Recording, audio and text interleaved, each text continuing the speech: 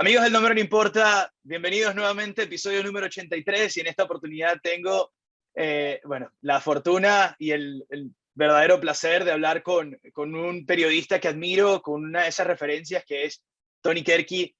Tony, de verdad que ha sido una, como lo decía, ¿no? Valga la redundancia, una referencia para los que estamos en esta profesión, para los que comenzamos una carrera en los medios, por tu trayecto, por cómo hiciste cosas en Venezuela y luego te fuiste moviendo, consiguiendo buenas oportunidades y además tomando decisiones, que es una de las cosas que quiero que conversemos. Pero te agradezco muchísimo el tiempo, gracias por estar en El Nombre No Importa. ¿Cómo estás? No, Nelson, muchas gracias a ti. Muy bien, gracias. Teníamos tiempo queriendo organizar esto y pasaron mil cosas desde verano hasta que por fin pudimos cuadrar las agendas, ¿no? Que a veces es complicado, pero no, muy bien, con mucho gusto. Te agradezco tus palabras y escuchar eso siempre a uno le da, aunque sea un poquito de orgullo, ¿no? Saber que de algo sirve el camino recorrido para los que quieren dedicarse a esta profesión, a esta linda profesión de ser periodista deportivo. Así que con todas las ganas de compartir lo que quieras en esta conversación. Tony, una de esas cosas viendo tu carrera, obviamente preparándome para la entrevista, me di cuenta la cantidad de decisiones que has tomado, ¿no? Que han sido decisiones digamos, radicales en el sentido que has tenido que mover de lugar, cambiar circunstancias, cambiar momentos, personas, amigos, la cotidianidad. ¿Cómo reflejas ahora, viendo hacia atrás, esas decisiones, ¿no? Obviamente, imagino que en un mejor lugar, pero ¿cómo es ese proceso cuando lo ves en retrospectiva? Bueno, siempre es complicado, sobre todo cuando implican esas decisiones moverse de país, sobre todo cuando te mueves de ciudad también cambias tu cotidianidad, pero sigues estando en tu tierra, sigues, no sé, pudiendo agarrar un carro y volver a tu casa o un vuelo corto. Entonces, el cambio de país siempre es la parte un poquito más pesada de vivir en lo emocional, en lo personal, porque dejas muchas, no cosas, ¿no? Dejas mucha gente atrás, sobre todo, muchas sensaciones, muchos sentimientos. Pero yo mirando hacia atrás, no puedo sino estar contento porque creo que he tomado las decisiones correctas, pero además estoy muy en paz conmigo porque siempre he creído que uno toma las decisiones en función de lo que tiene a la mano en ese momento cuando las tiene que tomar. Entonces, eh, qué sé yo, que pasen 20 años y digas, oh, no me hubiera movido a tal lugar o no hubiera hecho tal cosa.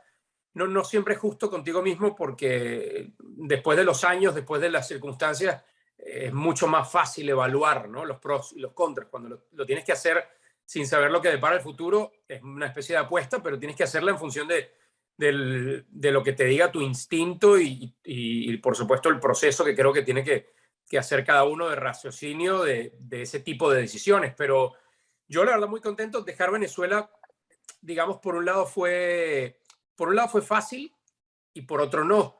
Pero yo traté de concentrarme en el lado fácil. El lado fácil Claro. de Venezuela era acudir a una oportunidad que no podía dejar pasar, que era trabajar en la mejor empresa que yo conocía en ese momento de medios deportivos en el mundo, ¿no? Y ESPN, Claro. porque para nosotros en Latinoamérica siempre había sido una referencia. Eso Nelson lo hizo sencillo Sí.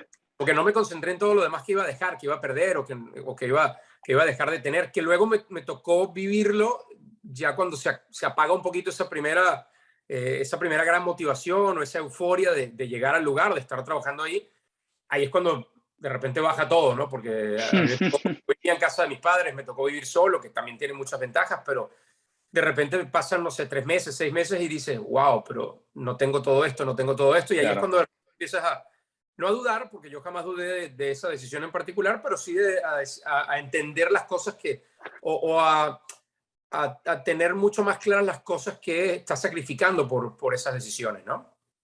Cuando tú te fuiste en el 2006, quizá la situación país no era tan, tan caótica como la de otras personas que se fueron. Por ejemplo, a mí me tocó irme en el 2014 y sin duda era una situación en donde era como había la sede de ultimátum. Tú sentías que era como que las últimas oportunidades de irte del país y obviamente a ti te tocó una oportunidad clave. Cuando comienzas en Televeno, cuando estabas involucrado en los medios de Venezuela, al menos a mí me pasaba que, como bien tú lo decías, que la referencia era ESPN, Fox, etcétera, pero como que siempre estaba fuera de Venezuela.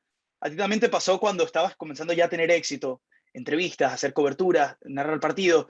Ya decías, bueno, mi próximo paso probablemente tiene que ser en el extranjero, ¿no? Porque era como, ya estabas en uno de los medios más importantes que había en Venezuela y ya el siguiente destino tenía que ser salir, ¿no?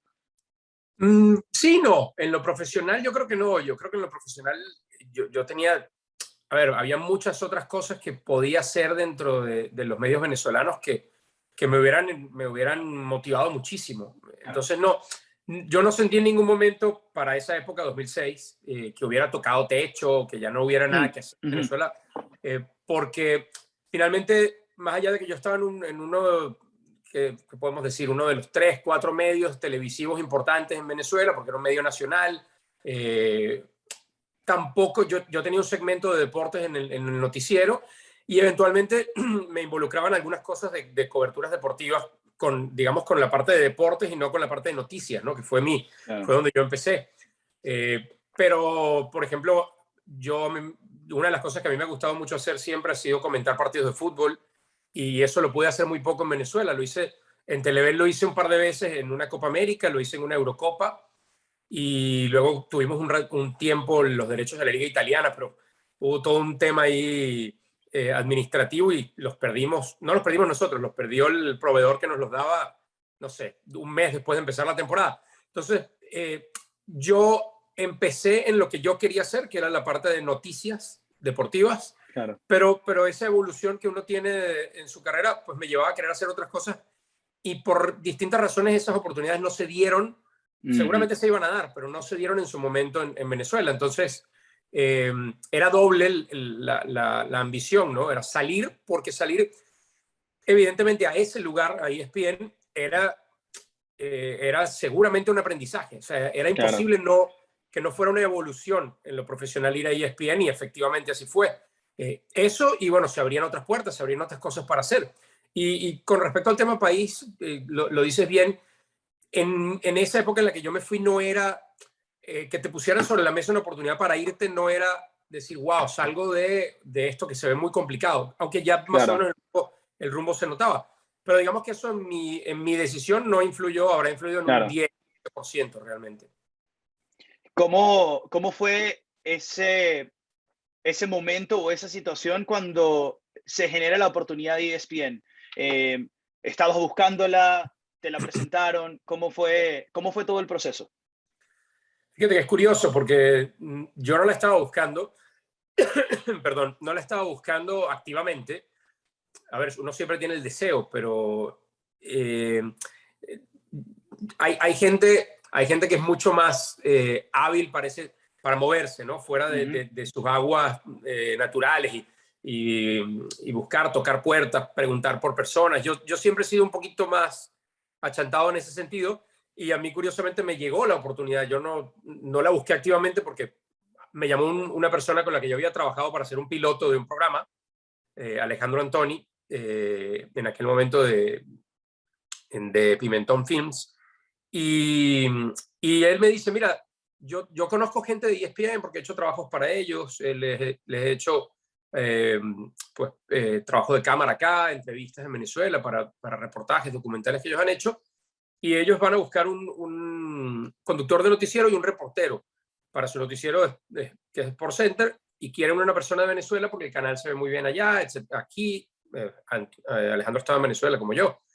Y bueno, ellos evidentemente no conocen muy bien el mercado, me pidieron como una lista, como seguramente le pedirán a otras personas, como para ya reducir un poco la búsqueda. Y bueno, yo les di una lista, pero yo les dije que la persona que yo creía ideal eras tú. Y bueno, muchas gracias, Alejandro. Yo Ujú. no había conocido mucho tiempo a Alejandro, habíamos trabajado apenas una vez. Y después de eso llegó una llamada de alguien de ESPN, ya cuando ahí realmente le di mucho más credibilidad al tema, no porque no le creyera a Alejandro, Claro, uno escucha de mil cosas mientras está en el medio, ¿no? Oportunidades, cosas, correcto. gente que te va a poner en contacto con otra gente, en fin. Y de eso pasó a que ellos fueron a hacer entrevistas a Caracas, me contactaron, me dijeron, lleva tu reel, tu demo. Yo fui a las entrevistas, me llamaron para una segunda entrevista. Estoy hablando de aquella época, apenas empezábamos nosotros a usar celulares, ¿no? Claro. Entonces yo no escuché el mensaje, no existían los WhatsApps, ni los mensajes de texto apenas empezaban, creo. En fin, yo me perdí la segunda entrevista que querían hacerme, ellos se fueron de regreso, uno a México, otro a Estados Unidos, y me quedé un poquito con esa espinita de, wow, a lo mejor hasta aquí se me fue el tren, ¿no? Y les escribí, les expliqué que no había podido escuchar el mensaje a tiempo, y me contestaron, no te preocupes, estamos en contacto, ¿no? Y a partir de ahí vino otra llamada para hacer una prueba en México, ya en el noticiero, y después de eso, como a los 2 meses de esa prueba, ahí me llamaron para hacerme una oferta. Entonces, digo, fue un poquito casual en ese sentido, y, y yo estaba mentalmente muy preparado estoy muy feliz donde estoy, o sea, estaba contento con el trabajo, evidentemente con mi vida personal, porque tenía mi familia, mis amigos. Si se da, fantástico; si no se da, tampoco pasa nada, ¿no? Y se dio, y la verdad es que fue un cambio de vida, ¿no? Como una vez llegando a México, llegaste al noticiero, llegas a SportsCenter, es como lo seguimos hablando, ¿no? Estamos en la misma línea de esos sueños, ¿no? De llegar a SportsCenter, lo que significa. ¿Cómo fue el proceso de comenzar a hacer ese checklist de vivir las experiencias? Obviamente, ser el ancla del noticiero, después comenzar a comentar partidos, después comenzar a tener la oportunidad de hacer coberturas o entrevistas. ¿Cómo se fue desarrollando esa oportunidad? Porque fueron 11 años. Sí, de verdad, yo siempre me gusta contar ese momento, esa sensación que yo tuve de realmente de estar cumpliendo un sueño. El día del casting, el día de esa prueba, yo estaba en el escritorio de SportsCenter, y Hmm, el escritorio de SportsCenter es algo que no sabes hasta que te toca estar ahí, verlo, hacerlo. Ahora que están las redes sociales, es diferente, porque uno ya eh, comparte desde adentro esos detalles, la gente los puede verlos, pero yo Lo no has sabía, visto de todos los ángulos.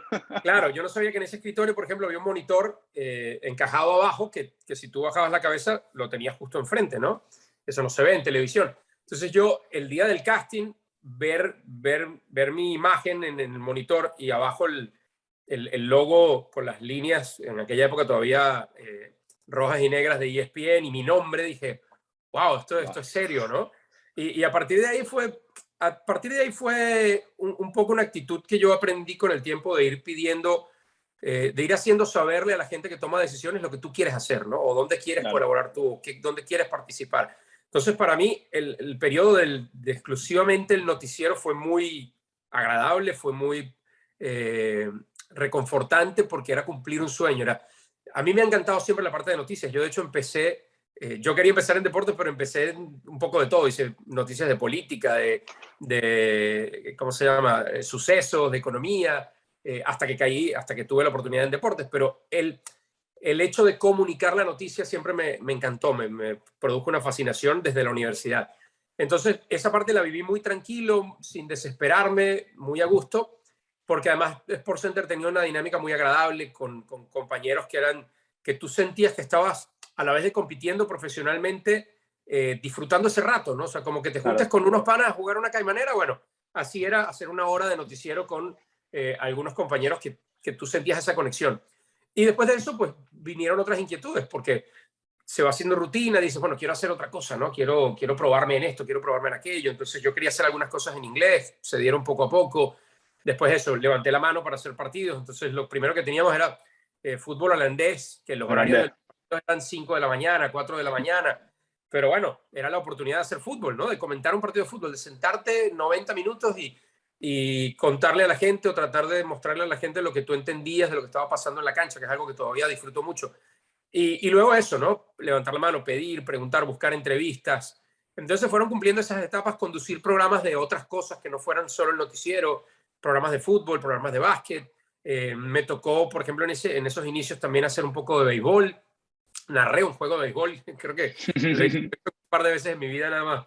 Entonces, nada, es aprovechar el abanico de oportunidades que te ofrece un lugar como ese para hacer distintas cosas, y como dices tú, ir llenando, ir poniendo checks, y también ir nutriendo esa personalidad, ese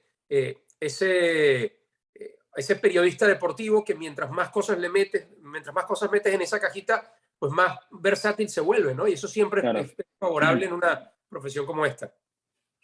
Y qué oportunidad también, ¿no? De desarrollarte en tus 30, que yo apenas voy llegando a los 30 y siento que es un periodo, parecía que la gente te lo vende con miedo y termina siendo, comienzas a entender muchísimas más cosas, ¿no? Comienzas a alcanzar, como que desbloqueas un nivel y ciertamente va a venir un proceso de crecimiento de 10 años hasta llegar a los 40 en donde a ti te pasó que tu escuela de los 30 fue ESPN, ¿no? Estar Sí. 11 años allí y tener la oportunidad de compartir con tantos profesionales, hacer tantas experiencias, sin duda es una experiencia muy enriquecedora.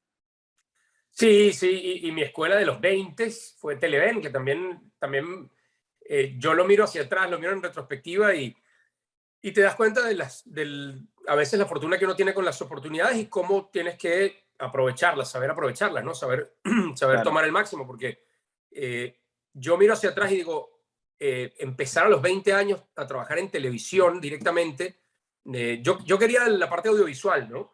Pero hay mucha gente que, por ejemplo, quiere la parte audiovisual y le toca trabajar en prensa escrita o trabajar en otras cosas durante 10 años hasta que llega la oportunidad. Entonces, yo eso lo valoro mucho, esa posibilidad que tuve lo valoro mucho.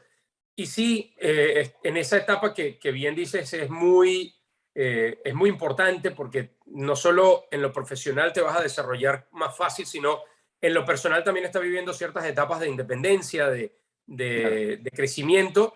Conjugarlo con una escuela como esa es una gran fortuna, ¿no? Entonces, es a la vez que vas aprendiendo, porque aprendes de todo lo que tienes alrededor, de cómo se hacen las cosas de otra manera. Yo venía de una época en la que creo que se hacía muy buena televisión en Venezuela. Era Mm, y tú lo compruebas cuando te das cuenta de mucha gente que fue saliendo de Venezuela y fue encontrando muy buenos lugares de trabajo claro. fuera de Venezuela, en los medios, porque realmente la gente estaba preparada. Hoy a mí me es difícil juzgar porque estoy un poco desconectado. No sé cómo ha seguido el crecimiento. Entiendo que hay limitaciones económicas que se vuelven limitaciones técnicas que a su vez, como todo lo que pasa en el país, ¿no? Como se refleja a todo nivel. A veces requerimos ese poquito de riqueza Mm, material para que las cosas crezcan también a nivel de aprendizaje. Pero sí, el estar en mis 30 en ESPN, rodeado de gente además con trayectoria muy importante en el medio, clave para poder evolucionar como periodista, sin duda. Tony, obviamente el concepto de periodista deportivo es bastante amplio. Muchas personas siempre algunas personas te aconsejan, tienes que casarte con un deporte, tienes que saber cuál es tu fortaleza, tienes que saber cuál es ese deporte que quieres. Yo siento que tú eres un híbrido bastante, que has hecho cosas en todos los deportes, pero cuál es tu deporte? ¿Cuál es es el fútbol el deporte que más cómodo o es el más, por el que más pasión sientes? Sí, mira, de niño yo crecí más con el fútbol, ¿no? Mi papá es italiano, entonces tenía mucho esa influencia en casa. Mi viejo ponía, bueno, teníamos la suerte en Venezuela en aquella época, además que se veía mucho fútbol, no tenías ni que tener cable, ¿no? En el Canal Claro, 8, en Venezuela, la televisión, había Liga Española, Liga Italiana. Mi papá ponía siempre el radio en las mañanas, los domingos, para escuchar eh, el fútbol en radio. Entonces, esa influencia fue fundamental para que yo creciera con el fútbol como esa gran pasión. Y además yo crecí con ese tema de yo quería ver a Venezuela en un mundial, como nos ha pasado a muchos periodistas de esta generación, de la generación anterior, de las que van a venir. Y entonces se combinó esa pasión, ¿no? Y era llegar y tratar de trabajar y tener que ver con el fútbol venezolano, algo que luego, por esa separación de camino, ese irme en 2006 también quedó un poquito truncado. Pero el fútbol siempre fue lo primero, ¿no? A mí me encantaba el béisbol, yo siempre soy aficionado a los Leones del Caracas. Ahorita no me gusta decir que soy porque realmente no soy, porque no sigo los juegos, porque me cuesta mucho claro. seguir por diferentes temas, pero en esa época era de escucharlo por radio y tal, y el béisbol siempre me apasionó. El básquet me empezó a gustar mucho como a los 14, 15 años, en esa etapa de principios de los 90, mediados de los 90, pero el fútbol siempre, en la parte profesional, siempre estaba como una meta, ¿no?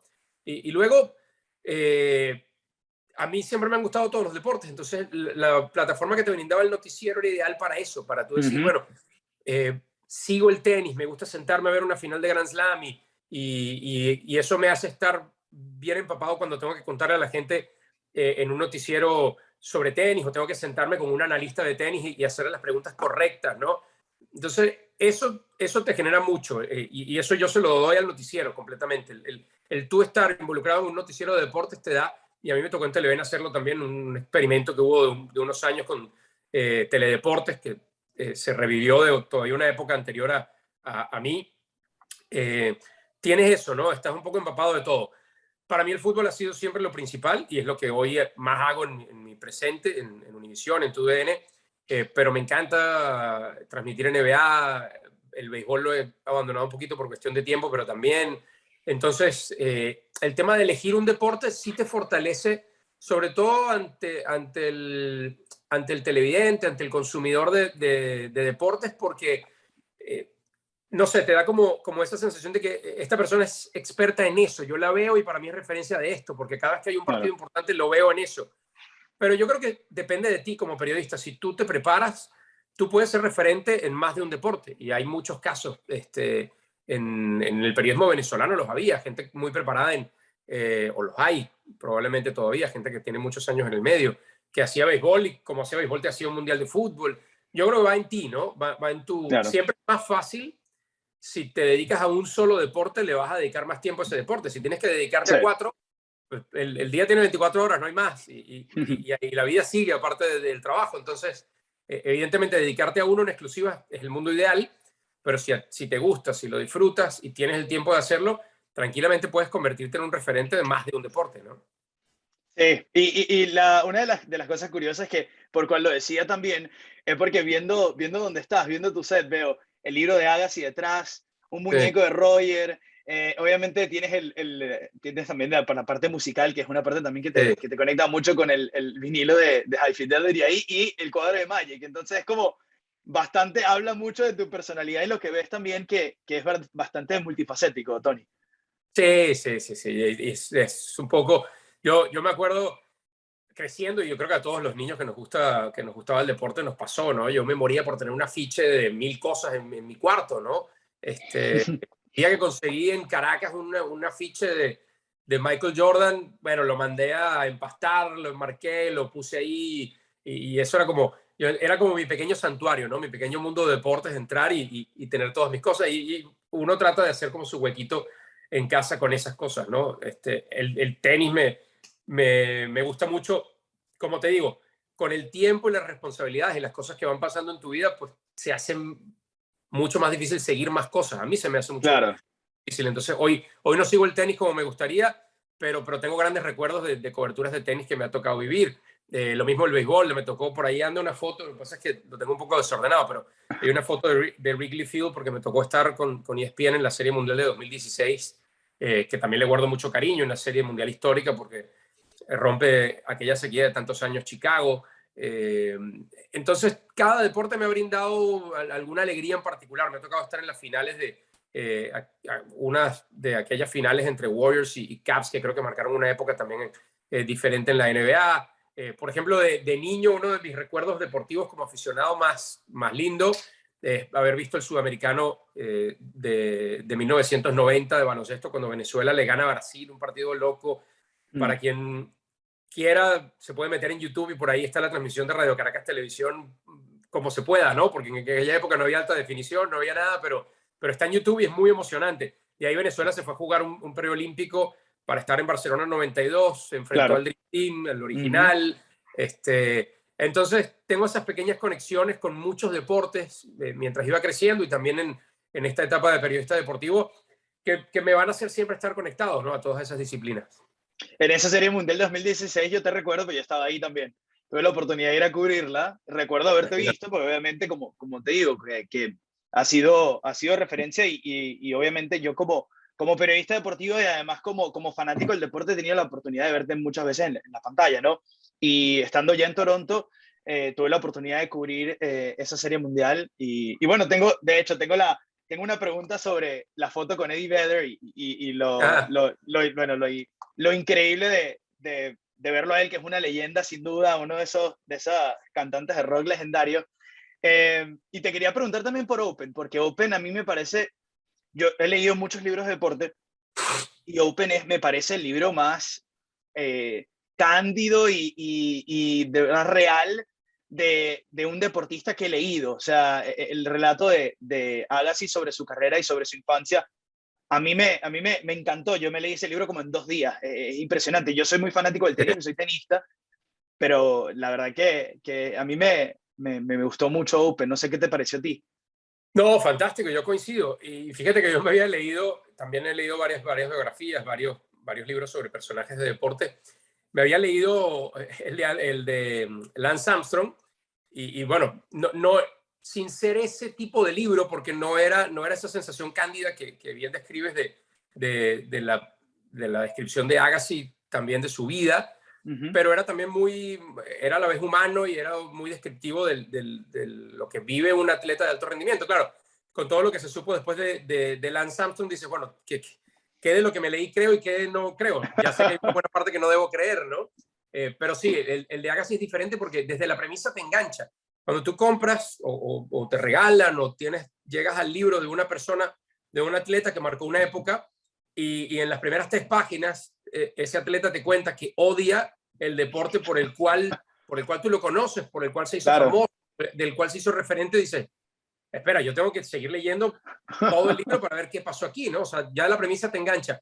Y creo que son esas historias que cuenta de esa relación amor-odio con el tenis las que te tienen que enganchar sí o sí, Sí, y que además te dejan muchas reflexiones, no solo en lo deportivo, sino te dejan muchas reflexiones en lo que debe ser una relación padre-hijo, por ejemplo, ujú, que debe ser el no pasar de una generación a otra las frustraciones, ¿no? Que seguramente fue lo que pasó con el padre de Agassi, que estaba obsesionado con convertirlo a él en una figura porque sí. tampoco él había podido llegar. Entonces tiene muchas aristas y para mí es la mejor autobiografía deportiva que yo me he leído. Y sobre la foto de Eddie Vedder, es curioso porque a mí no me gusta mucho yo rara vez pido fotos a Mm, personajes claro.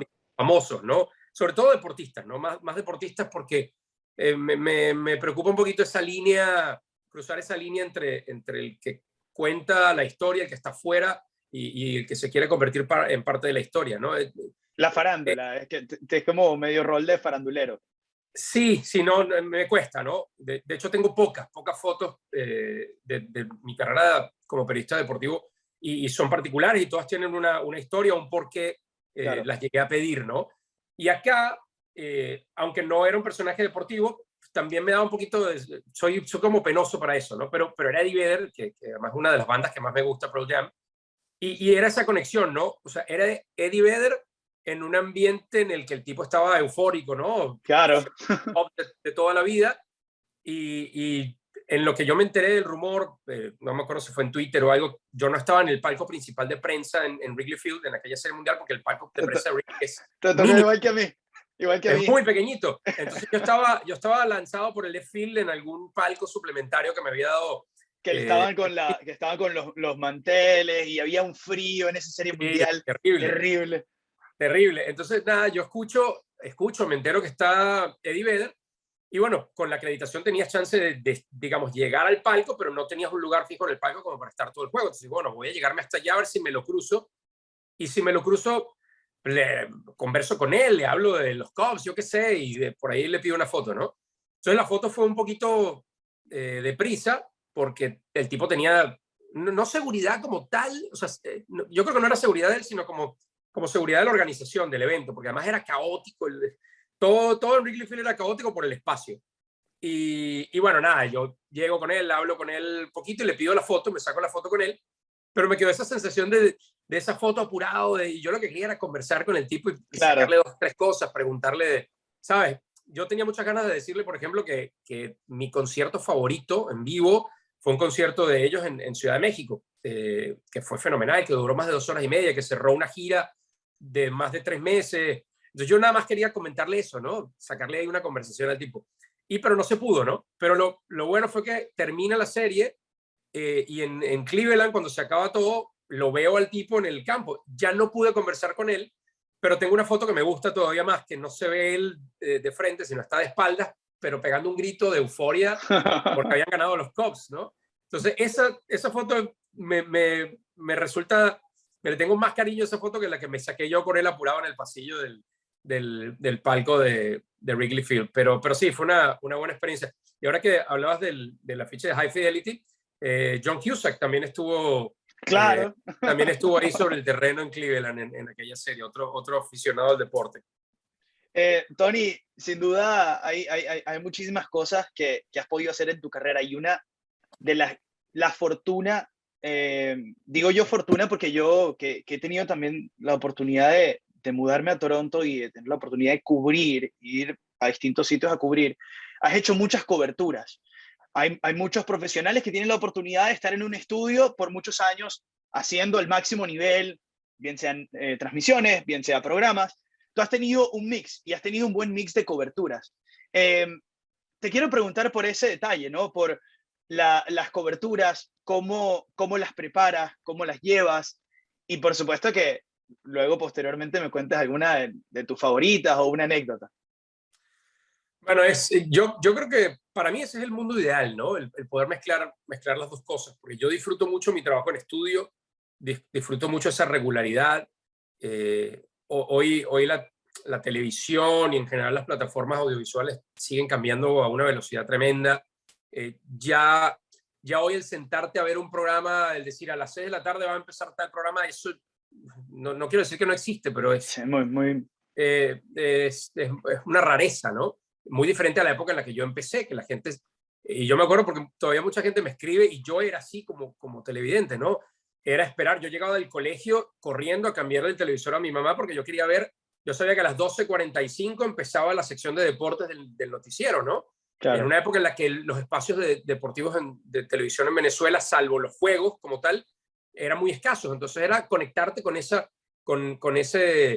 pedacito de deportes. En Venevisión era con Luis Manuel Fernández, que en paz descanse. En Radio Caracas Televisión era con José Visconti, que en paz descanse también. Y después, bueno, tantos otros personajes que pasaron. A mí ese trabajo de estudio yo le tengo mucho cariño y lo quiero seguir haciendo. Pero luego, si lo haces por mucho tiempo sin estar en el lugar, sin estar en el campo, te empieza a pasar como me pasó a mí y me pasó en ESPN, más allá de que yo tuve muy buenas coberturas en ESPN, la balanza estaba demasiado inclinada hacia el trabajo en estudio y muy poco hacia coberturas, ¿no? Y las coberturas terminaban siendo conseguirlas, poder estar ahí, poder que te las asignaran, terminaba siendo una lucha gastante. Pero era necesario porque yo hubo un momento de mi carrera que me planteé, dije, bueno, yo me dediqué a esto para estar más cerca del deporte, no más lejos. Y a veces yo sentía que le estaba contando, describiendo cosas a la gente sin yo tener un acceso diferente, sin yo tener una visión diferente a la que tenía la gente en su casa con un televisor, ¿no? Porque al final terminaba estando alejado de muchas cosas, ¿no? Y te pasaba, había veces, hay gente que no se da cuenta de esto, pero a mí me tocó, por ejemplo, hacer un noticiero durante la final del Mundial de 2010 de Sudáfrica. Entonces dices, son cosas que pasan, ¿no? Dentro de un medio de comunicación. O sea, hay que llenar espacios, hay una programación. Cuando tú no tienes cierto evento, igual tienes que tener tu pantalla activa. Pero como eso, muchas cosas, ¿no? Entonces, es esa pelea por no dejar de hacer el trabajo de estudio, pero estar cerca, ¿no? Entonces, la cobertura para mí es lo máximo porque es la unión. Finalmente, es tú poder servir realmente como canal para el que está en su casa, ¿no? De otra manera, le puedes aportar conocimiento, le puedes aportar una descripción de las cosas, pero limitada porque no tienes tú tampoco la visión más amplia de lo que está pasando. Entonces, eso es fundamental. Yo te digo, en ESPN me tocaron grandes coberturas, me tocaron coberturas de Grand Slams de tenis, me tocaron coberturas de finales de NBA, una serie mundial, partidos de fútbol. No me tocó, por ejemplo, que era uno de mis grandes pendientes, una cobertura de Champions, y eso ya me tocó estando en TUDN y fue realmente una meta, un sueño cumplido. Y la preparación es un poco como cuando haces un programa de estudio, pero bueno, tienes ese otro factor, ¿no? De la interacción, dependiendo del acceso que tengas, que hoy en día las cosas se hacen mucho más estructuradas que hace 20 años, ¿no? Por ejemplo, cuando yo empecé a hacer coberturas que te tocaba a lo mejor ir al estadio universitario, pues era muy libre, a lo mejor terminaba un juego y agarrabas al pelotero que fuera. Y así en otros deportes, ¿no? En el fútbol venezolano, que me tocó algunas veces también, mucho menos estructurado. Luego ya cuando se trata de ligas ya con una estructura importante, pues el acceso es muy, está muy limitado y Muy es limitado. dependiendo de si tienes derechos para la transmisión del evento o no. Los 1-a-1 con un atleta son cada vez más escasos, pero tienes que estar igual de preparado que cuando estás en estudio o más, ¿no? Entonces, preparar una cobertura, no sé qué decirte. La última que me tocó, déjame hacer memoria, la última que me tocó fue la Nations League, ahora En Italia, ¿no? sí, pero en esa cobertura, por ejemplo, a mí no me tocó el acceso al atleta, eso lo tenía un Claro. compañero, Daniel Chanona, que era el que hacía ese trabajo de cancha, ¿no? A mí me tocó estar en el palco de transmisión para algunos partidos y a la vez hacer los programas previos y post y en la conexión con el analista, por ejemplo, con el exjugador, en este caso eran Risto Stoichkov y Carles Puyol, pero lo vives de otra manera. Porque qué fastidio, Tony, qué fastidio hablar de fútbol con esa gente. Otro de los grandes beneficios de este trabajo, ¿no? De compartir día a día e intercambiar opiniones con gente que trascendió en esto ahí adentro, ¿no? En la cancha. Eso la verdad que somos muy afortunados. Yo en lo particular me ha tocado trabajar con grandes referentes, tanto en ESPN como aquí en TUDN, y es algo que disfruto mucho, ¿no? Vamos a ponernos específicos. Dame un top 3 de cobertura que has hecho. Wow. 3 que sea, yo sé que son muchas, aquí nos armamos de paciencia, pero quiero que me digas esas distintivas que de repente, porque alguna pudo haber sido la primera o la primera en un deporte que te gustaba, no sé cómo lo quieres organizar. Claro. Wow, a ver, yo diría por conexión con el evento y porque pasó mucho tiempo hasta que me tocó, yo creo que al tope tiene que estar la cobertura que hicimos en 2019 de la final de Champions en Madrid, entre Liverpool y Tottenham, porque era una final de Champions, era mi primera final de Champions ahí en el estadio, me tocó hacer cancha, me tocó ser parte de la transmisión, estando detrás de un arco, describiendo lo que pasaba a nivel de cancha, junto a profesionales que respeto y admiro mucho, como son Luis Omar Tapia y Diego Balado, que son gente que me tocó también yo disfrutarlos como televidente y hoy tenerlos como compañeros. Entonces se juntaron muchas cosas ahí, ¿no?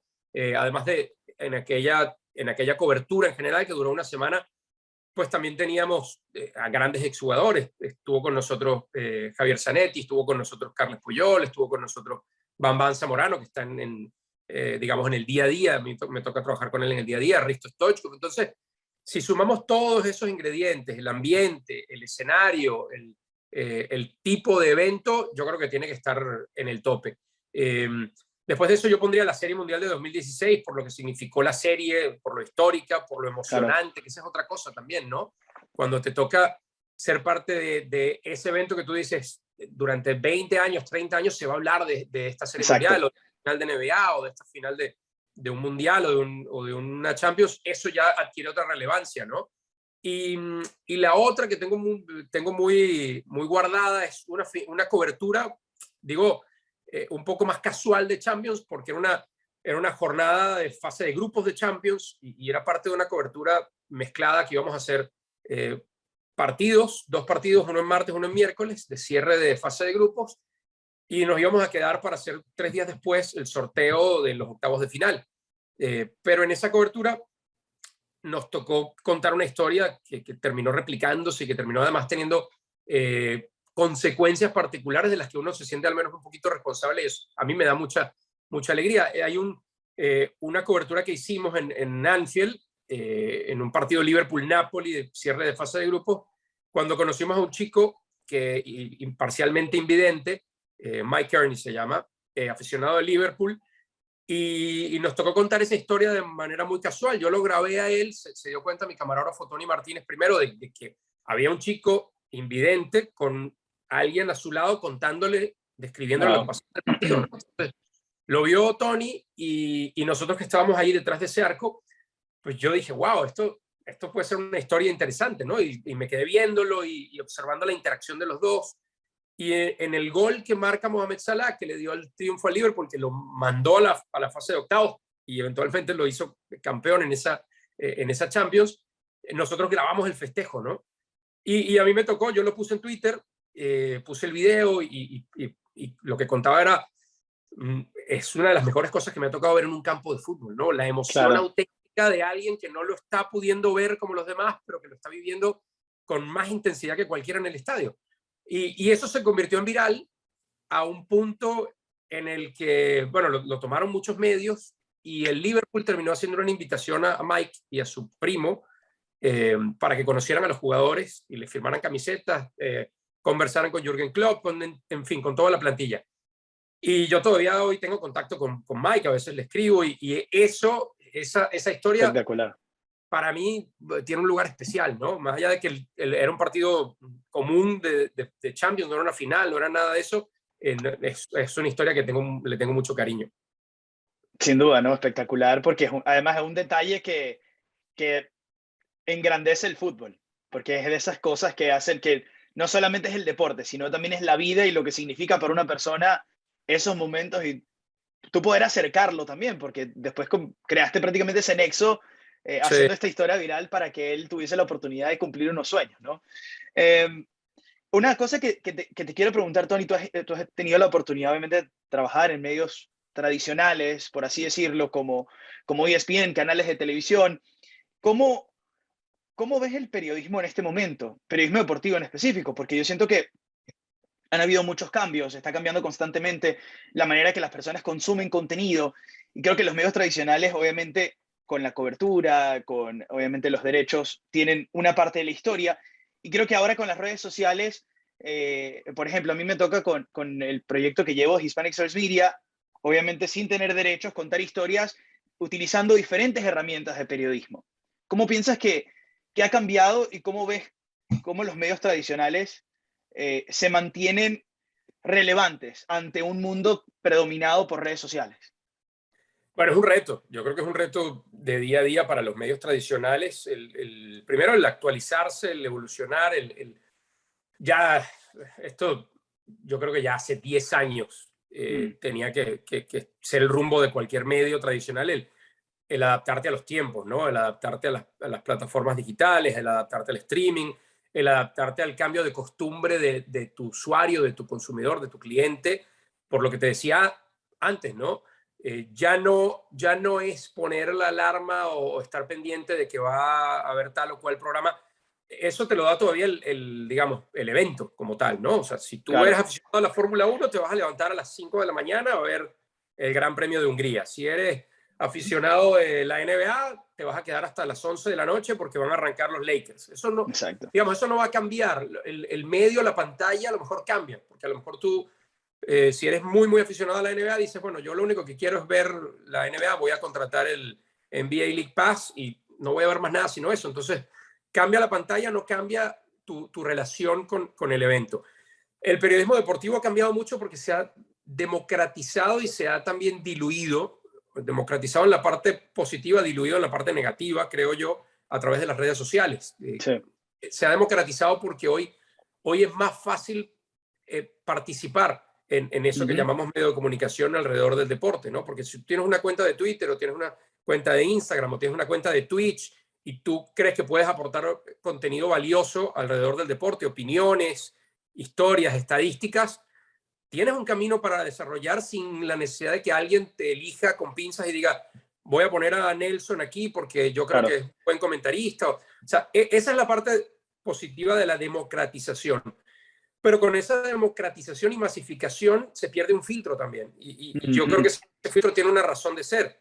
O sea, cuando tú quemas ciertos procesos y pasas por ese aprendizaje que te daban los medios tradicionales, pues yo creo que llegas a un punto en el que estás mucho más capacitado Claro. de contar, de escribir historias, de buscar ángulos también, de entender qué ángulo de cierta historia es más valioso que otro. Y eso se ha ido perdiendo, ¿no?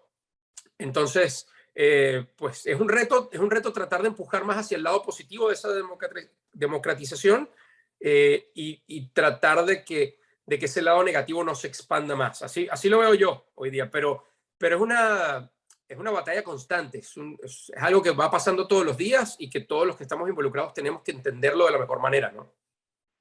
Tony, para cerrar la parte de carrera, tenemos que volver obviamente a la última decisión que tomaste que fue la de salir de ESPN.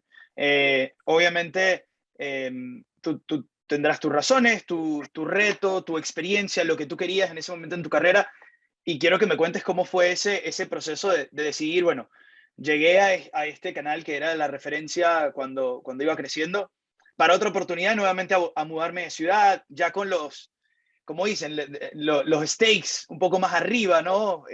Familia, etcétera, Sí. hijos. ¿Cómo fue esa decisión? Y ahora, ¿cómo sientes que está tú presente trabajando con Univision y con tu DN?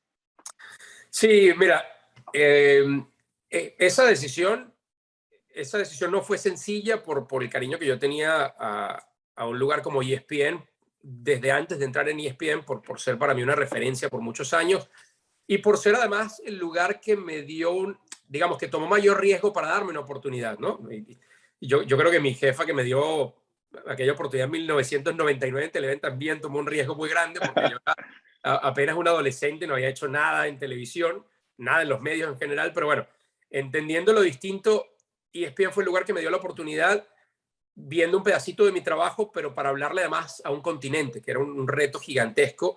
Claro. Y eso yo lo voy a agradecer siempre. Entonces, estaba la parte del cariño, que esa parte quizá era la más fuerte.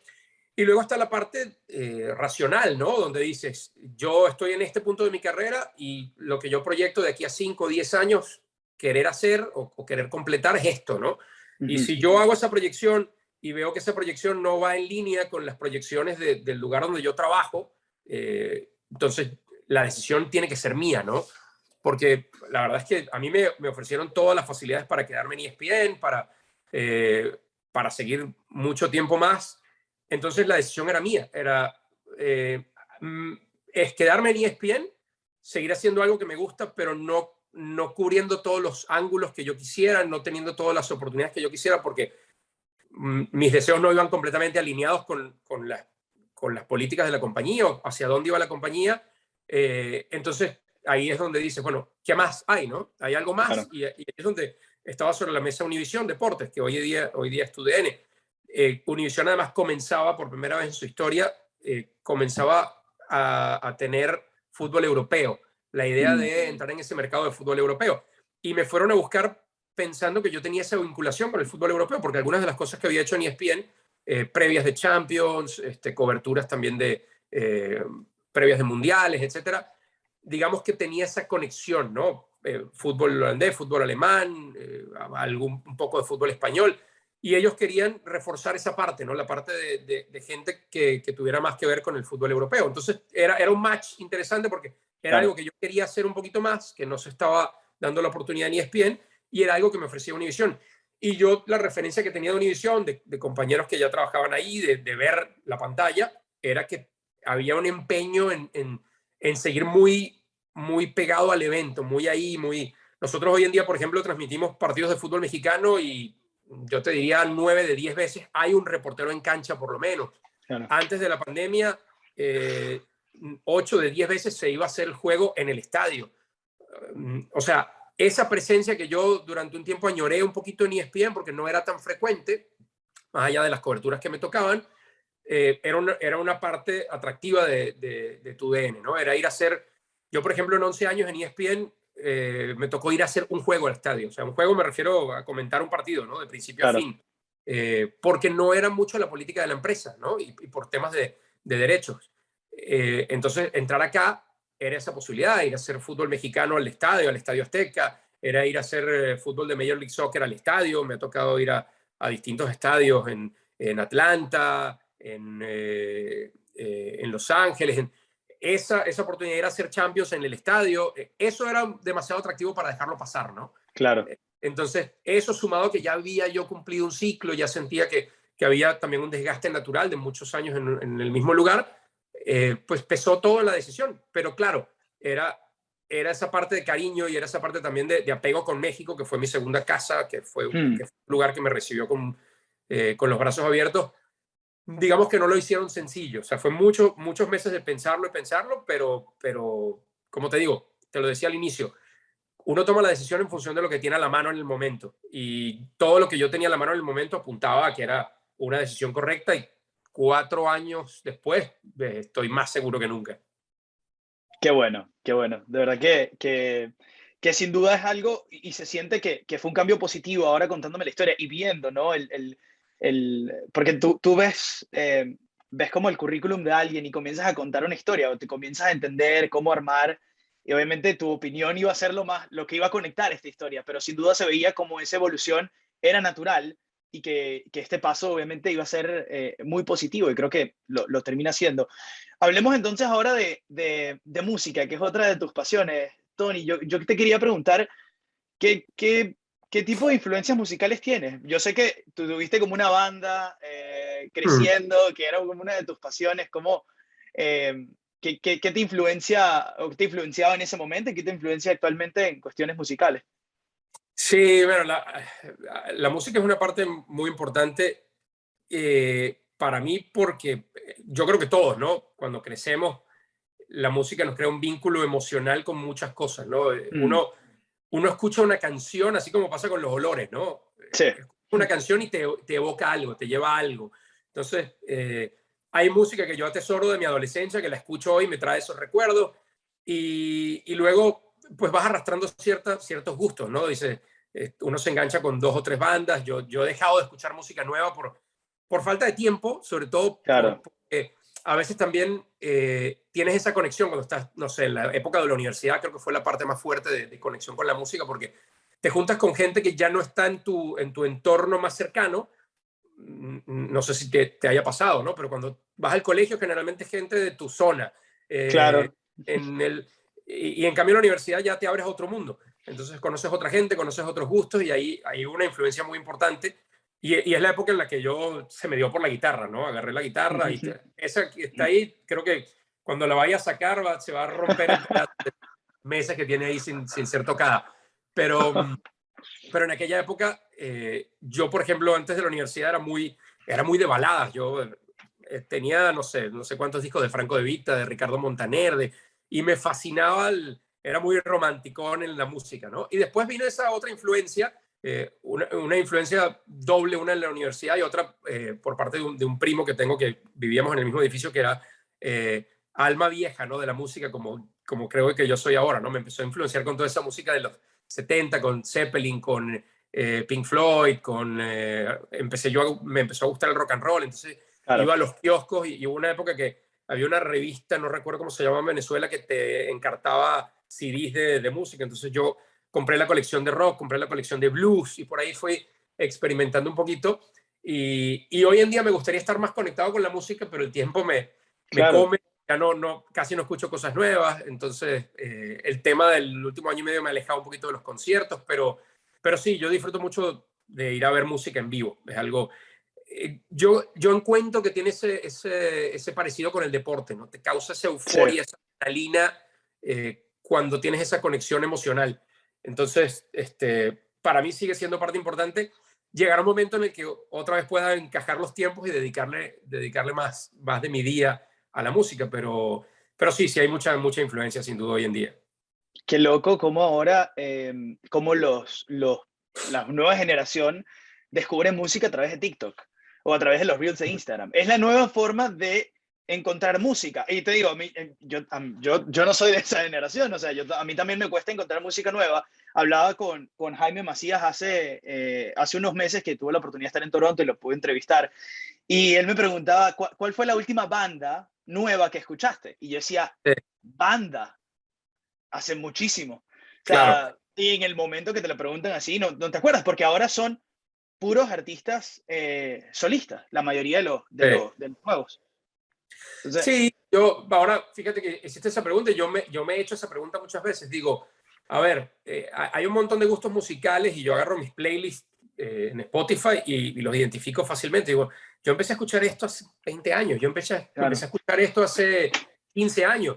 Y si yo tuviera que agarrar una banda que dijera, bueno, ¿cuál fue la última de las que son frecuentes en mi playlist? ¿Cuál fue la última que yo realmente sumé a este playlist? Yo tendría que decirte de Black Keys, por ejemplo. wow, Una banda súper blusera. claro, Y fíjate, ¿no? Tú hablas de dónde encuentra uno la música hoy, de dónde está esa conexión. Tú decías, hoy las generaciones nuevas descubren la música en TikTok. Yo no tengo TikTok, por ejemplo, Pero creo, si no estoy mal, hay una canción de Fleetwood Mac que se volvió otra Claro, vez viral por un video en TikTok de un personaje que iba en patineta tomando el jugo. jugo, Se me va el exacto. nombre de la canción, pero Dreams, entiendo que Dreams. Dreams. Se hizo viral, brutal, una canción de todo, no sé qué tendría esa canción, 30 años, 35 Sí, años, ¿no? fácil. Entonces, a mí me pasaba, por ejemplo, mi última influencia para escuchar música nueva, a menos que tú te dediques, que le pongas el tiempo, yo qué sé, que tengas una suscripción a una revista y digas, a ver, ¿qué banda está saliendo? La voy a escuchar. Déjame sentarme, déjame escuchar el disco. Eso requiere tiempo que a veces en el día a día uno ya no tiene. Entonces, mi conexión, mi manera de acercarme a música diferente eran los soundtracks de las películas, ¿no? Era ver una Claro. película y decir, wow, esto suena bien, ¿sabes? Entonces, me pasó con, ya te quiero decir dónde escuché yo Black Keys. Fue una película de Bradley Cooper, eh, que hay una serie, se hizo una serie de esa película, que es con Bradley Ah, Cooper. Limitless. Limitless, correcto. Claro, claro que Hay una tiene. canción de Black Keys en Limitless, ¡pum! Dije, espera, yo tengo que escuchar esta banda. Y así Exacto. creció un poquito la afición y ya lo seguí escuchando, los vi en vivo aquí en Miami. Pero sí, hoy en día cuesta más, ¿no? Impresionante. A mí me gusta mucho Black Keys. Tuvimos la oportunidad, Tony, ambos, viendo tu Instagram. Fuimos al concierto de los Rolling Stones en el 2019. Yo aquí en Toronto, tú Sí, obviamente allá. Miami. Y ver a los Rolling Stones. Y bueno, con Charlie Watt a un vivo. Sí. Que, bueno, era bien, bien importante. Pero eh, qué lujazo ver a Mick bailar a los 70 y pico y después de una operación de corazón. No, fíjate que yo había comprado entradas para el tour anterior a ese tour que se suspendió por lo mismo, porque había habido un problema de salud con Mick Jagger, y si no estoy mal, antes iba a ir a un tour que se suspendió también porque se había caído de una palmera buscando un coco Mick Richards, Kid. Keith Richards. Entonces era como, espérate, ya va, yo necesito ver los Rolling Stones y estos tipos no van a llegar vivos, ¿no? Y la primera vez que los vi, después de muchos años, porque es una de mis bandas favoritas, fue 2015, con mi primo Alberto, el que te decía que había sido una influencia también en la música, en Detroit, porque fue así de, wow, tenían años ellos sin hacer un tour en Estados Unidos, pum, lanzan la fecha y me conecto con él y digo, a ver, vamos a ir a alguna ciudad, vamos a ir a verlo. Y él vive cerca de Washington. Y pum, ¿qué es lo más cerca de Washington? Detroit, 8 horas en carro. ¿Le damos? Sí, va. Y ahí nos pusimos de acuerdo. Y tuve la fortuna que después de tantos años sin verlos, los vi en 2015 por primera vez ahí en el estadio de los Tigers. Conciertazo espectacular. 3 meses, 4 meses, 5 meses después fueron a México. Fui con Ernesto, un gran amigo, a verlos en el Estadio Azteca. Oh. Después vino el tour en Miami, que fue el último, fue de hecho el último concierto con los cuatro, ¿no? Bueno, si tomamos a Ronnie Wood como parte de los cuatro, que no es de los fundadores, pero Claro, pero ya es parte esencial, ¿no? Y además fue como épico, ¿no? Lo vi con mi cuñado Fernando, que además es amigo de toda la vida, con su hermano Alejandro, en medio de un aguacero tremendo. Entonces, fue así como, tengo recuerdos de ese concierto de que terminó así como los tipos dando todo en escena, como dices tú. Ya quisiera yo poder caminar derecho a los 75 años, ¿no? Y ver a estos tipos ahí en el escenario como locos, sobre todo Mick Jagger, que tiene una vitalidad tremenda, dices, no, esto es otro nivel. Tony, ¿qué estás escuchando actualmente? No tiene que ser reciente, obviamente, pero por ejemplo, si vas a salir a correr ahora, ¿qué escuchas? ¿Tienes tu playlist? Y me imagino que debes tener una playlist de esa de hype para correr o para hacer ejercicio, que son las buenas que te ponen arriba. Fíjate, déjame revisar, porque esto me da mucha pena que ya no tengo esa conexión con la música que tenía antes, como te decía, de sentarme. Yo me acuerdo de mi época de ir a comprar discos usados, por ejemplo. Hay una Claro, tienda en Plaza Las Américas, en Caracas, iba a comprar discos usados, intercambiaba discos y era comprar el disco y leerte las letras. Y yo esa devoción y ese tiempo que le dedicaba no se lo dedico hoy en día. Entonces, hoy me pasa que tengo Spotify, este servicio de música, y voy sí. tratando de escuchar las cosas que escuchaba antes, y a partir de ahí que me genere alguna recomendación, ¿no? Y por ahí Exacto. encadenar. Entonces, mira, te voy a poner, yo últimamente salgo a correr y no escucho música. Hubo como un cambio ahí. Un día salí sin audífonos y se me abrió el mundo. 7 de la mañana, empecé a escuchar la naturaleza y dije, de aquí soy, no necesito más música. Pero si me voy a mi playlist, el que yo había hecho para correr, mira, aquí tengo, por ejemplo, tengo Autonomics, tengo Perfect Confusion, que es una banda muy interesante también. Sublime sigue estando en mi Claro. playlist. The Cooks, Cage the Elephant, muy recomendable también. Cage es buenísima. Bueno, Killers. Fíjate, esa es otra de las bandas que agarré tarde, ¿no? Que agarré ya en la época en la que me costaba agarrar bandas nuevas y es una de mis bandas favoritas. Cowboy Kids, por supuesto. Bueno, Foo Fighters es una banda que cuando pegó y muchos amigos míos de la universidad estaban enganchados, yo no la escuchaba y me tocó ir a un concierto acá cerca de Miami y dije, wow, estos tipos, cada vez que hay un concierto cerca de aquí los voy a ir a ver porque son unos fenómenos en vivo. Es Entonces, un show. Un poco de eso, ¿no? Yo me he vuelto como más rockero con la música, me he vuelto más rockero, menos baladoso. Y sí, arrastró esos gustos de hace 1000 años, ¿no? De Rolling Stones, Pearl Jam, bandas como Sublime. En cuanto a rock latino, Los Rodríguez, Fabulosos Cadillacs. Claro. No sé, son muchas, pero casi todas las empecé a escuchar hace 20 años, ¿no? Son muchas menos las que empecé a escuchar hace 10 o 5 años. Tony, tienes que escoger una para meter en la playlist. Nosotros tenemos una playlist, el nombre no importa, en Spotify, y que o sea, los invitados que he tenido la oportunidad de conversar, o sea, Eduardo Vizcayar, Macías, Richard Méndez, han dejado cada uno su granito de arena. Y bueno, quiero que me des una canción que quieras poner a ti distintiva.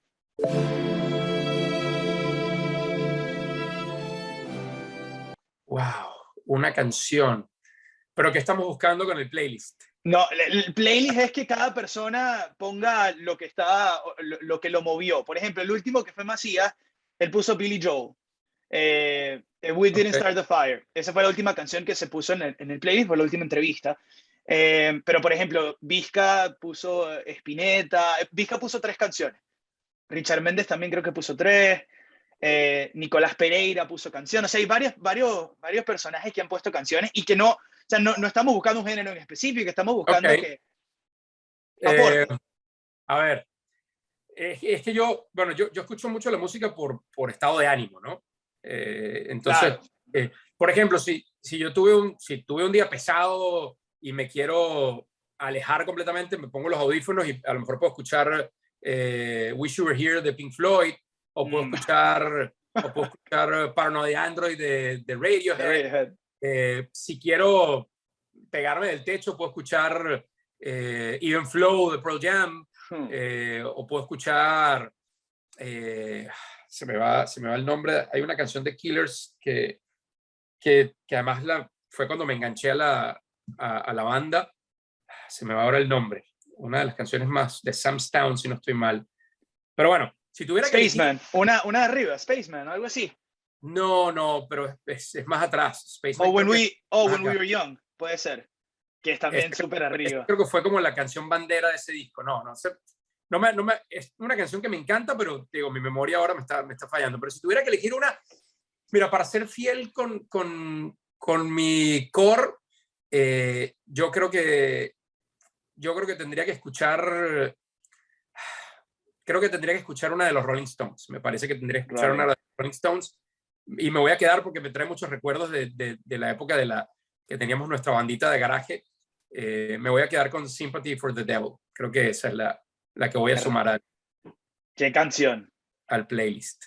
¿Qué canción? Hay un documental que yo sé que, bueno, no sé si lo has visto, el documental de Crossfire Hurricane, que está, si no me equivoco, está en Netflix, y es de los Rolling Stones. No sé si lo has visto. Creo que lo tengo en mi lista de pendientes y no lo he visto. Tony, si tienes chance, verlo porque es impresionante las imágenes, y hay una presentación en vivo, obviamente de los 70, de la banda tocando Sympathy for the Devil como en un programa de televisión. Y es una vaina que se te paran los pelos. Porque tú sabes, Mick Jagger se conecta de una forma y es como, o sea, termina siendo como diabólico. Sí. Bueno, yo tengo no sé dónde la tengo, no sé si la tengo acá, pero muy recomendable también, a ti que te gusta la música, tengo la autobiografía de Keith Richards. Genial, ¿no? No deja... ¿Cómo se llama? ¿Survivor? ¿O Immortal? Sí, debería. Immortal es una buena... Oye, no puedo creer que no la tenga aquí bueno, quién sabe en qué caja está guardada esa autobiografía. Pero bueno, también es interesante entender, para quien hoy se puede enganchar a esa música, entender lo que significaban las letras en aquella época. Hoy en día no Sí, les paramos, ¿no? O sea, no. hoy en día lo que se diga en una canción es casi, con todo que vivimos en una época de extrasensibilidad, pero hoy es mucho más común escuchar cosas en canciones que en aquella época eran súper transgresoras, ¿no? Uh-huh. Y yo creo que eso lo hace más interesante, escuchar la música y entender la historia, entender de por qué, cómo compusieron esas canciones, entender que hubo una época de exilio de los Stones porque los perseguían por uso de drogas en Inglaterra y se fueron a Bueno, grabar aquí Francia. metieron preso aquí, en Sí, Toronto. sí, Keith Richards, claro. Entonces, esa historia detrás es muy interesante. Y sí, por ejemplo, Sympathy for the Devil fue cuánto, así como hay con ciertas canciones de los Beatles, ¿no? Cuántas historias y teorías de la conspiración no hay alrededor de la canción, ¿no? Claro. Pero para mí es una canción emblemática de la banda, ¿no? Que además con una mezcla muy interesante, con tambores, percusión de fondo. Para mí es una canción que no puede faltar en ningún playlist personal. Tony, ¿ya comenzaste a ver el No, documental de los no, Beatles? pero lo tengo también. Te voy a dejar en este podcast con tarea, porque yo lo comencé a ver, solo he visto un episodio, pero son 3 episodios y los 3 son de 2 horas y media, 2 horas 45. Estamos hablando de Get Back, ¿no? De Get Back. Es algo, es impresionante. O sea, es impresionante verlos trabajar, verlo en cierto modo como que desconectados que se veían en ese momento Sí, y ver también, pero cómo de repente encendían la llama y ¡boom! O sea, claro. de repente comenzaban a tocar en el piano, estaban arreglando una canción y peleaban. Y en ese momento se ve, y lo vas a ver en el primer episodio, cómo hay esa fricción. Hay como una fricción de cansancio. No sé si era porque eran los tres genios, porque George lo descubrimos más tarde que John y que Paul, pero George también era un genio musical que Sí, estaba intentando agarrar paso. claro. Algo... Pero es que es muy, fíjate, yo no sé si me voy a ir muy lejos, pero voy a hacer otra vez la conexión con el deporte, ¿no? Escuchar esa música y luego 40 años después, 50 años después, tener la oportunidad de entender cómo se gestó o qué pasaba en ese momento entre esos individuos, te da una apertura a un mundo espectacular, ¿no? Es como, Claro. yo lo pongo, si quisiera hacer un símil con el deporte, es como, y a mí me ha pasado con grandes atletas con los que me ha tocado conversar. Por ejemplo, sentarte a hablar con Risto Stoichkov o con Iván Zamorano y que te cuenten cosas de su época y luego tú volver a ver un partido y decir, wow, mira, sí, aquí está, ¿no? El saber, yo tenía conexión con este jugador, sabes que en ese momento este técnico no lo soportaba, por tal, y te sientas a ver los partidos y dices, ahí está, mira, sí, ahora que la historia y con la música pasa eso, ¿no? O sea, escuchas la música, tienes años escuchando una canción y seguramente vas a ver ese documental y vas a entender muchas cosas que no terminabas de entender. Entonces, yo no sé si yo le quiero ver sí o sí la combinación, el símil, pero ahí está, me parece. No, sin duda que sí. Te voy a hacer unas rápidas antes de... Tengo dos de actualidad deportiva, que obviamente Balón de Oro y Peckerman para Venezuela son las Sí, últimas dos que te quiero hacer, pero antes te voy a hacer las rápidas. a ver. ¿Mundial o Olimpiadas? Eh, pero ¿cómo qué? ¿Para trabajar? Preferencia, como fanático, No, como mundial. mundial. Listo. ¿Beatles o Rolling Stones? Creo que Rolling Ron. Sí, o sea, me imaginé que te ibas a ir por ahí, ya la habíamos descubierto esa. Cristiano Messi, Messi, ¿LeBron o Jordan? Jordan. ¿Game of Thrones o Breaking Bad? Mm. Breaking Bad. Esta creo que sé la respuesta, pero ¿Seinfeld o Friends? Seinfeld. Tiene una foto ahí de Constanza que está buena. Con la franela. ¿Estudio o locación? Los dos. ¿NBA o MLB? Ahí NBA. como lo quieras. Listo. NBA, NBA. Las últimas tres, narrador favorito. Narrador favorito. Wow. Puede ser en NBA. Mm. Narrador favorito.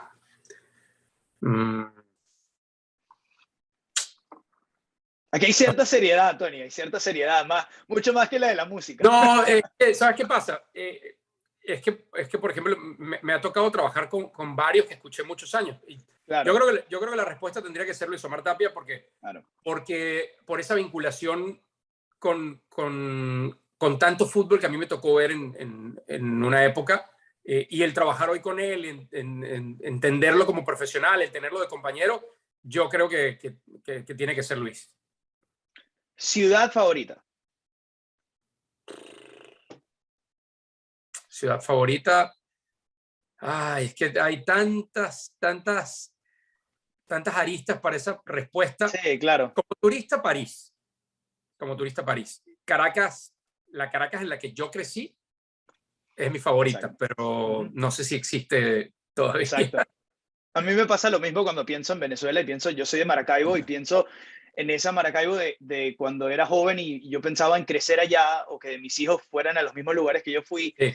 Y ahora pienso obviamente ya con 30 y obviamente en un futuro pienso en tener hijos, etcétera. Es como, primero eso no se va a repetir y segundo yo creo que ya no existe ese lugar. O sea, quizás existen los lugares, pero no existe como que el ambiente. Sí, La pero última... al final uno se hace de los lugares o sea, no por el piso, las paredes, o sea, uno se hace de los lugares por lo que rodea los lugares, ¿no? Por la gente, por la Exacto, por la vida. gente. Y bueno, eso sí cambia, ¿no? Con el tiempo. La última es comida favorita, Tony. Comida favorita.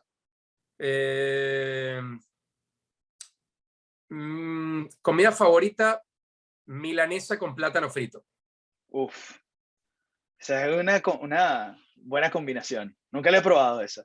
No, milanesa con un side un acompañante de plátano frito, no hay más. Top. Tony, tuviste una opinión interesante sobre el Balón de Oro ayer. Eh, Obviamente hay mucha polémica detrás de esta premiación. Sí. Tú decías, el argumento que tú dabas era cuando era la última vez que un jugador que había ganado la Copa América podía influenciar el desenlace de un premio anual, ¿no? Y por el mérito, todo eso. Quiero que me hables en detalle, obviamente, porque en un tuit lo leemos en poco, pero sin duda me pareció muy interesante. Imagino que tu candidato era Lewandowski. Sí, yo creo que, a ver, varios puntos aquí. Uno, yo no creo que haya sido un robo darle el Balón de Oro a Messi. Yo creo que Messi era un candidato justísimo, ¿no? Como era Benzema, como era Jorginho, como era evidentemente Robert Lewandowski. Mi tema, y creo que, fíjate que yo tuiteé varias cosas ayer sobre el tema del Balón de Oro, pero me da risa porque por alguna razón ese tuit al que hace referencia, y quiero verlo ahora, ese tuit al que hace referencia fue el que más ruido hizo o que la gente más me contestó.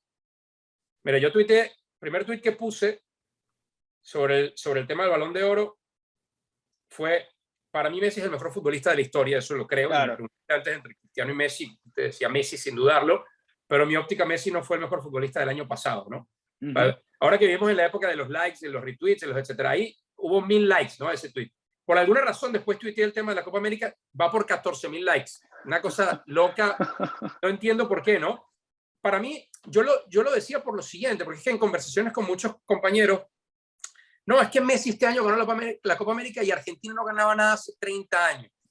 Decía, bueno, pero ¿de cuándo acá? Y estoy hablando del patrón, el patrón de criterios que tampoco lo sabemos. O sea, no hay un lineamiento. Cuando se va a votar por el Balón de Oro, creo, no se le dice al votante, tienes que votar por estas cosas.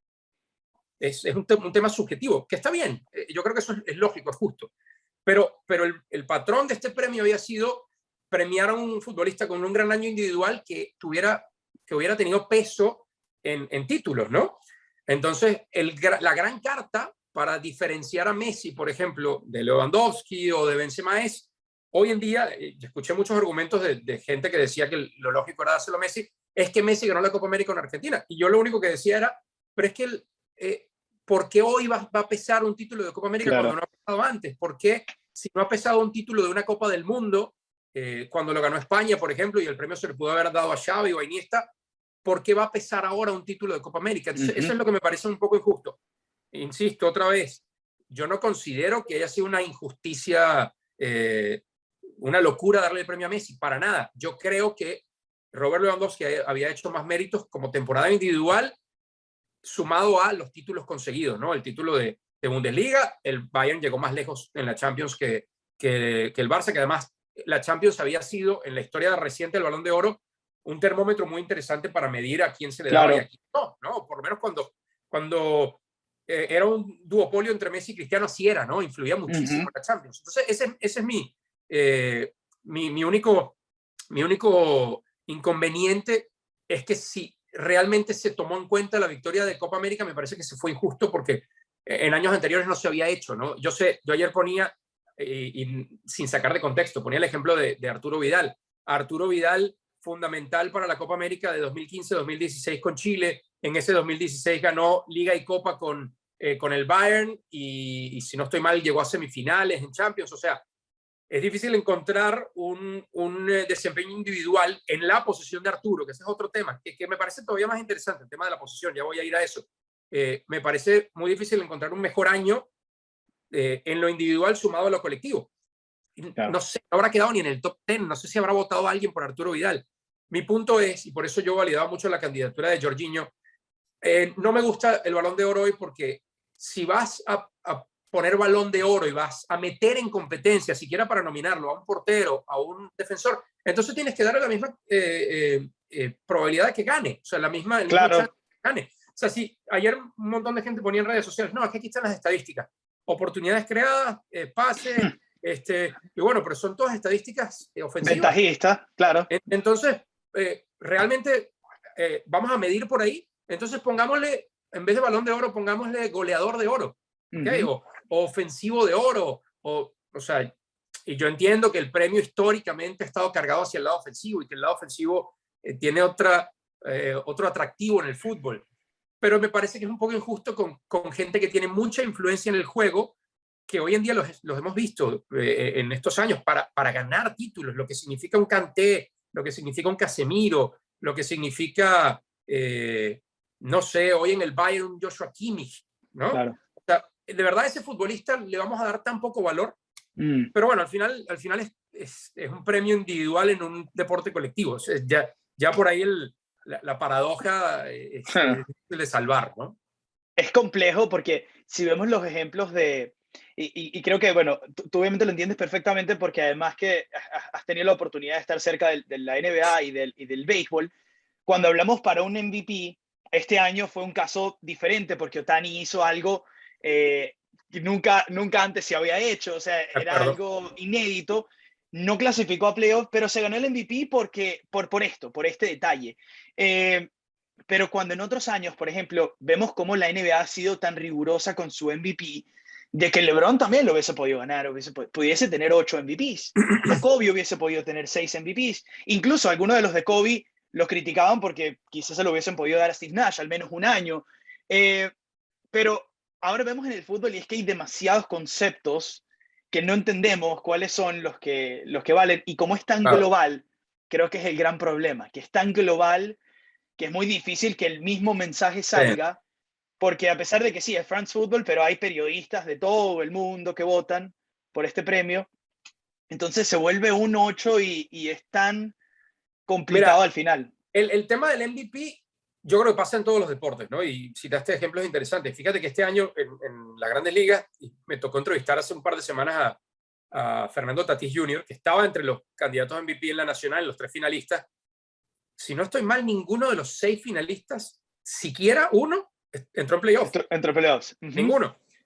A ver, mi concepto de MVP es ese jugador sin el cual su equipo hubiera tenido, no hubiera logrado lo que logró. Entonces, si ya en esa ecuación empiezas porque el equipo no logró el principal objetivo, el mínimo que tiene que lograr un equipo competitivo, que es meterse, extender su temporada, a mí me cuesta dar un MVP en función de una temporada individual solamente. Ese es mi criterio.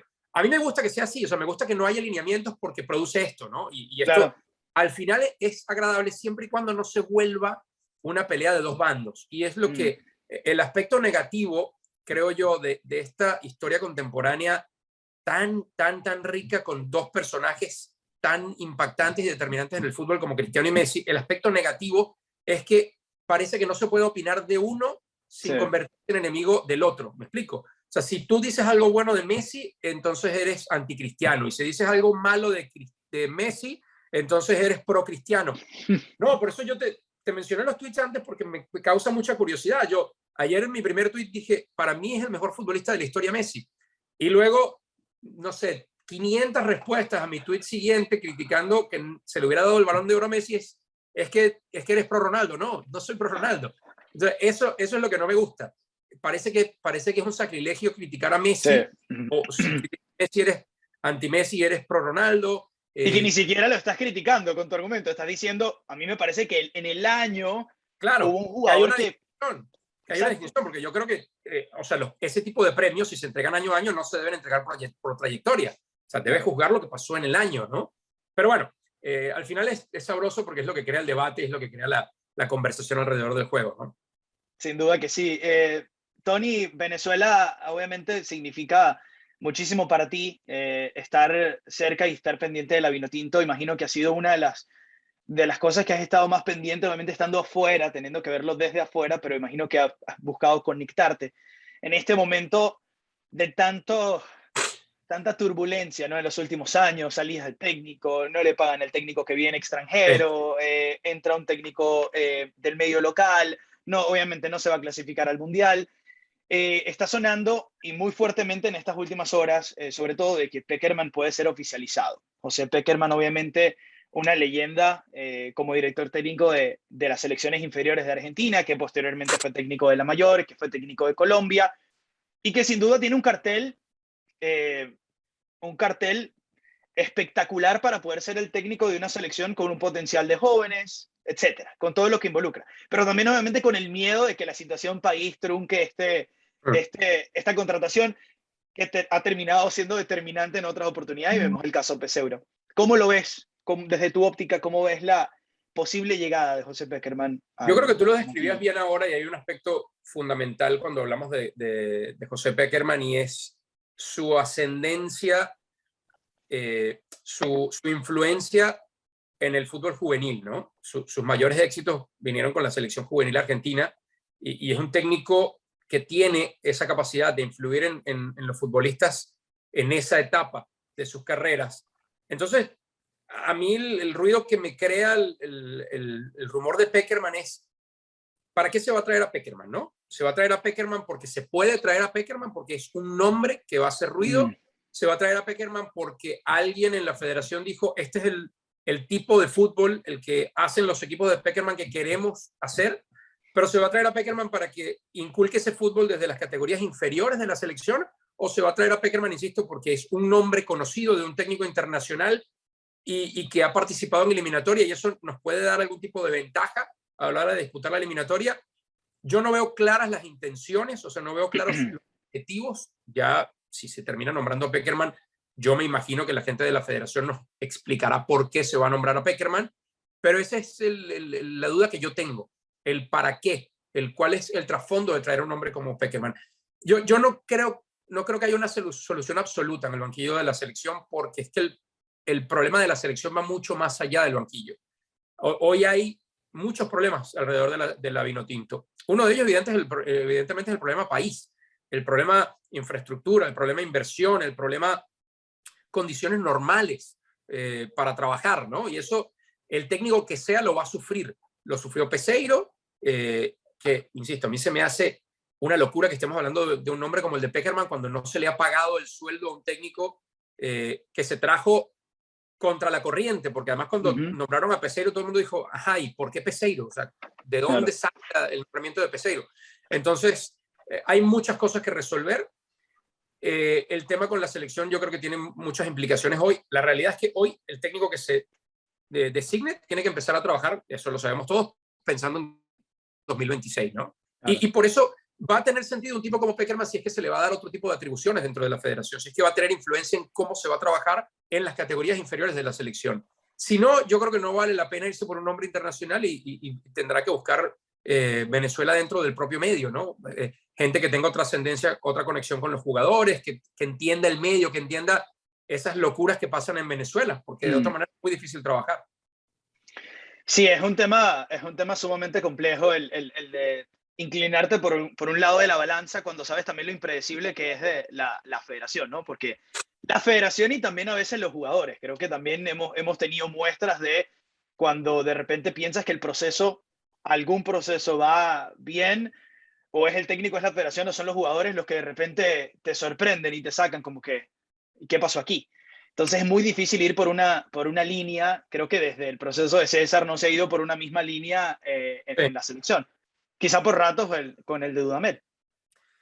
Sí, pero bueno, tú hablas de línea y yo vuelvo al tema de los estilos, ¿no? O sea, ¿a qué quieres jugar? O sea, ¿quieres realmente definir una identidad? Porque de Richard, que creo que fue hay gente que sitúa el boom o la explosión con Pastoriza. Yo no estoy tan de acuerdo. Entiendo que se empezó a trabajar de una manera con Pastoriza, que se sentaron unas bases interesantes, pero yo creo que el gran cambio ocurrió con Richard. Después vino César a jugar un fútbol muy diferente, un fútbol me parece un poco más efectivo, quizá menos vistoso, pero se le dio una seriedad a la selección, compitió a la selección de otra manera. Y después de eso, con Dudamel también se empezó un proceso interesante, pero que también incluyó muchas incertidumbres internas, me parece. Y eso es algo que hoy el técnico que venga va a tener que trabajar, y por eso yo mi duda con que venga un técnico internacional. O sea, realmente dentro de la selección parece que hay grupos, parece que no hay un convencimiento de muchos jugadores de que realmente de que esta selección se puede trabajar para ser competitivo en el corto plazo. Hay jugadores que ya sienten, creo yo, que van de salida y ya no sienten la necesidad de jugar con la selección porque entienden que en esta etapa de sus carreras les conviene más, y es una decisión hasta comprensible, concentrarse en sus clubes, terminar su carrera bien, porque entienden que hoy la selección es un polvorín, porque hoy la selección no tiene estabilidad. Entonces, todos esos temas se tienen que arreglar antes de definir siquiera un estilo. Ese es el tema. Completamente de acuerdo. Tony, lo único que tengo para decir es gracias, porque sin duda conversar durante hora y media casi, siempre que comienzo una entrevista, el nombre no importa, digo, quiero que dure menos, quiero hacerla corta, pero termina siendo, al menos por el estilo que le quiero dar a este tipo de entrevistas, termina siendo mezquino a veces quitar tiempo cuando de verdad es muy interesante lo que tu invitado te está diciendo y que vale la pena conversar. Así que te agradezco muchísimo el tiempo, de verdad que ha sido un completo placer para mí, superó todas las expectativas y de verdad gracias y te deseo el mayor de los éxitos. No, gracias a ti, Nelson. Yo disfruté mucho la conversación y siempre eso. Es difícil ponerle tiempo a una conversación cuando dos personas están discutiendo de algo que les apasiona, ¿no? Y yo creo que es el caso. Así que te agradezco yo por el espacio. Qué lástima que no lo pudimos hacer antes, pero qué bueno que lo pudimos hacer ahora. Claro, eso es lo que importa. Nada, aquí estamos en contacto y a la gente que se conecte y lo vea, quien se quiera dedicar a esto, que yo creo que es un sueño que uno va teniendo de chico, te pasó a ti, me pasó a mí, pues ojalá que les dejemos algo que sirva, ¿no? Para el futuro, algún aprendizaje o al menos alguna reflexión interesante. Sin duda, estoy seguro que así será. Así que bueno, repito, te deseo todos los éxitos y muy agradecido por esta oportunidad. Tony Kerky, síguelo en todas sus redes sociales. También sigan su trabajo actualmente en TUDN. Nosotros con esto culminamos el episodio número 83, El Nombre No Importa. Nos vemos en otra oportunidad. Chao, chao.